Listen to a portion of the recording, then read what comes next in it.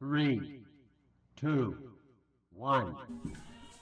Il fut un temps où, au cœur de l'Afrique centrale, un puissant royaume rayonnait entre fleuves, forêts et marchés animés. C'était le royaume Congo, une civilisation riche, centralisée et organisée, qui a marqué l'histoire entre le XIVe et le XIXe siècle. Localisation en Afrique centrale, né vers la fin du XIVe siècle, le royaume Congo s'étendait sur l'actuelle République démocratique du Congo, le nord de l'Angola, et atteignait parfois jusqu'au Gabon. Il prit forme grâce à l'unification de plusieurs principautés bantoues autour d'un pouvoir centralisé, avec une capitale imposante, Banza-Congo, appelée plus tard Sao Salvador. À son apogée, au XVe et XVIe siècle, le royaume comptait plus de 2 millions d'habitants. Il prospérait grâce au commerce du cuivre, de l'ivoire, du sel, et des esclaves. À des dates fixes, les villes organisaient des marchés pour vendre des captifs capturés en amont du fleuve Congo. Le royaume produisait aussi ses propres richesses. Tissus en raffia, objets en cuivre, poterie et œuvres d'art. Une monnaie bien particulière circulait dans le royaume, les nzambous, de petits coquillages venus de Luanda, utilisés pour payer les biens, la main-d'œuvre et les impôts.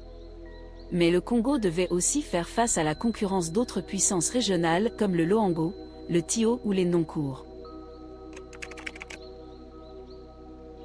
Le pouvoir était exercé par un seul roi, le Mani-Congo.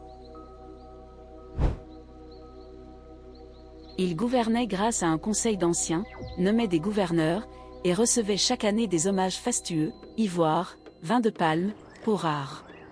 En échange, il offrait protection militaire, vêtements et vivres. Arrivée des Portugais, des croix chrétiennes et des églises construites. En 1483, les Portugais arrivent. D'abord alliés commerciaux, ils introduisent aussi le christianisme. Le roi Afonso Ier se convertit, rebaptise la capitale, Sao Salvador, et adopte les symboles de la foi catholique.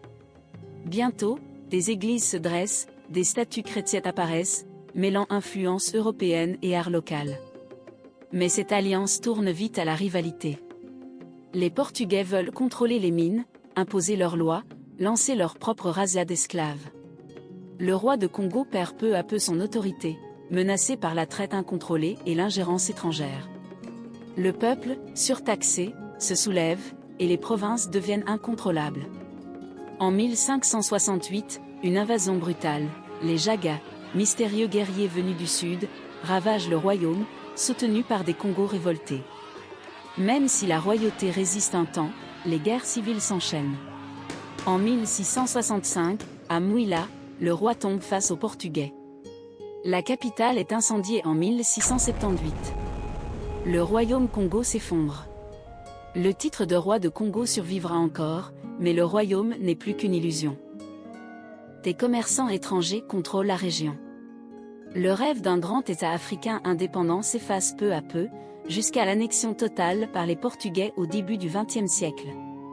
Pourtant, l'héritage du Congo ne s'est pas éteint. On le retrouve dans les langues, les croyances, les musiques, de l'Afrique aux Amériques.